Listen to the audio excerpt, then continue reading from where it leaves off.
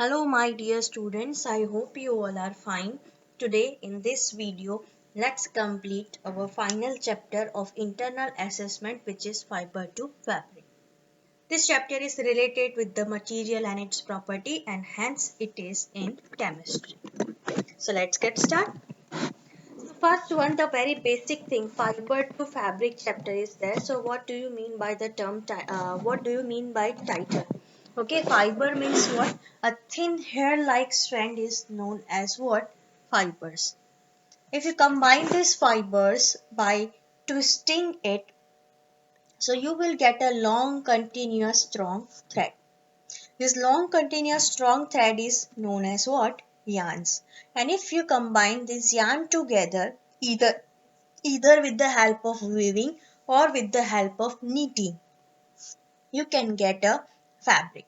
So that is the main process, that first take out the fibers, then just twist it and form a yarn, and by the weaving process or knitting process you can make fabric. So basically, fibers are classified mainly into two types, that is natural fibers and artificial fibers. Natural fibers are the fibers which obtain from the plants and animals. Plant fibers examples are cotton, jute, hemp, coir. On the other hand, the animal fibers are wool and silk. Artificial fibers means man-made fiber, and the examples are PVC, nylon, rayon, polyester, polyacrylic, etc. In the sixth standard, we completed the plant fibers. Okay, and in the seventh standard, we understood animal fibers. So, first one is animal fibers. Example is wool and silk. So, first I will start with the wool production. So you know that some animals which wear fleece on their body. Examples are sheep, goat, camel, yak, rabbit, etc. Okay, so whatever the thick coat of hair on their body, that is known as what? Fleece. And from that we produce the woolen fabric. So for that, for the perfect and very fine quality of wool, we must have to pass through the process named as selective breeding.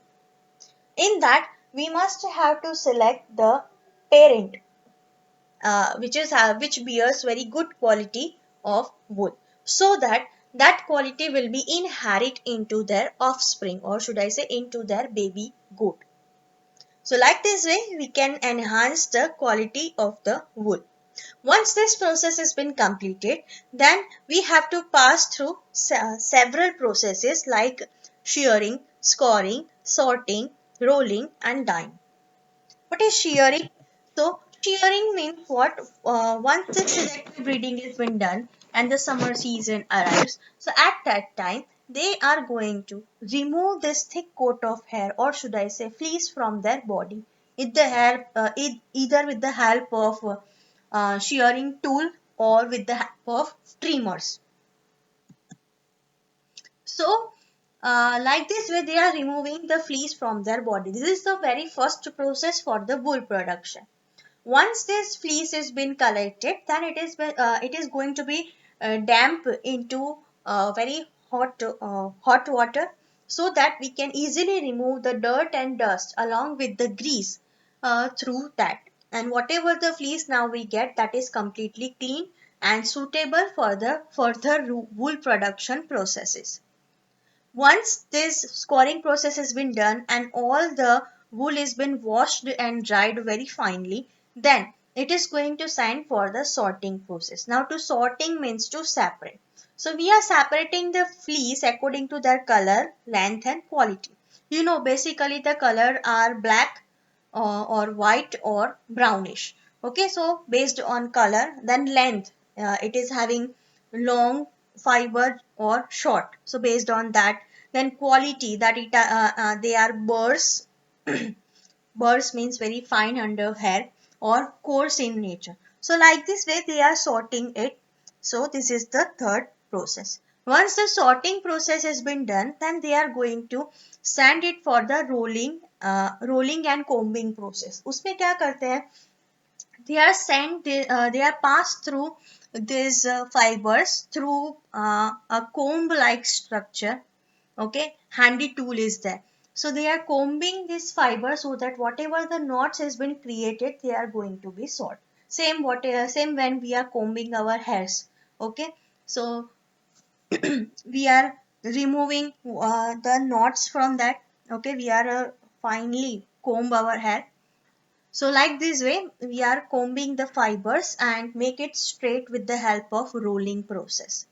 Once this process has been done, then it is going to be sent for the beautiful coloring, because you know that basic off-white color, black and brown, is quite boring. Okay, so we are going to sand it for the dyeing process, in which the woolen fibers can be dyed into different beautiful colors. So that process is known as what? Dyeing process. So this is the main process, phi process, which has been used in wool production. Once this whole process has been completed, then it is going to send into the factory. In the factory, they are doing the knitting process and form woolen fabric. Fine. Okay, so this is the wool production. Now it's time to understand silk production. Silk production is means silk is obtained from an insect named as silkworm. Silkworm's main scientific name is Bombyx mori. So let's see its life cycle so that we can get how to produce this silk, or how do we get silk fibers. So for that, the process starts from the eggs. That the female eggs lays eggs, okay, approximately 200 to 300 at a time. Slowly and gradually it will get matured, and from that the larva comes out by the hatching process. Then after hatching, the larvae start consuming food, okay, that is nothing but the mulberry leaves, continuously 20 to 30 days. Once the 20 to 30 days process has been completed, then it is going to be sent for the it will going to reach to the next stage named as pupa stage. Once the pupa stage comes out, then it will going to start spinning, them, secreting one sticky protein juice from their mouth, and start spinning themselves into infinite shape. This process has been going on up to 1 or 2 weeks. Once this process has been done, then inside that cotton ball like structure arrives, that is known as what? Cocoon. Inside the cocoon, the caterpillar get growing and growing. Once after completion of 4 to 5 weeks, from that the cocoon has been going to break down, and from that one beautiful adult silk moth comes out. Again the mating process will happen. Then the adult silk moth will lay eggs. Then larva comes out. Like this way the life cycle has been going on. Now moving to the next, that the rearing of silkworm for the production of silk is known as what? Sericulture. Rearing means what? Keeping the animals for our use, okay, and taking care of them. So we are over here taking care of the silkworm for getting silk. Okay, so that process is known as what? Sericulture. Now this sericulture is will include two processes, that is rearing and reeling. In the rearing, we are helping them to continue their life cycle, and in the reeling, whatever the cocoon has been formed, from that we are just picking out the silk fibers. So first let's understand the reeling of the silkworm.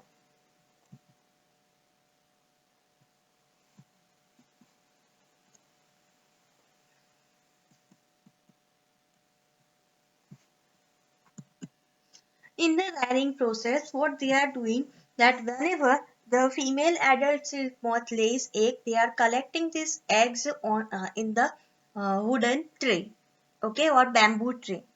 From that the eggs are getting hatched, and from that the larva comes out. This larva is feeding by them with the help of mulberry leaves. They are continuously eating these mulberry leaves up to 20 to 30 days. है ना? Then what will happen that once this process has been done and reached to the pupa stage, then this silkworm is transferred into another bamboo tray which is having gaps between them. Inside the gaps, the caterpillar is being sit and start spinning themselves into infinite shape. It will take approximately 2 to 3 weeks to completely spin themselves. Once this process has been done, okay, they are going to collect this all cocoons, okay, based on some good quality. They are not completely or they are not collecting all the cocoons which they have get. Okay, they will keep some amount of cocoons aside so that from that adult silk moth comes out and their life processes can be going on. Now, whatever the silk cocoons we collected for the reeling process, it is going to be sent in or put it into the very hot water. Why we are keeping it into hot water? Because to remove the stickiness and all the knots are getting solved and we can easily pick out one silk thread. So either they are keeping in hot water or passed through the steam or just exposed under the sun. So like this way their stickiness gets removed. The adult silk moth inside the cocoon also killed, and you will all the silk fibers are getting loosened up and we can easily going to reel it. So this process is known as what? Reeling process. By completing of reeling process, what happened? They are just pick out the silk thread, okay, and just collecting all the silk fibers from the cocoons and then sand it for the dyeing process. They are coloring, they are dyeing that or making some beautiful patterns in it and then send for the dyeing process. Once it has been done, then it is sent for the weaving process, and like this way you can get the silk fabric. So this is silk production known as cell culture. So I hope you go through this chapter and you add and you will get proper recapitulation for that. In the next video, I will show you that or we will continue some other chapters. Okay, till then just keep practicing and smiling. Have a nice day. Bye.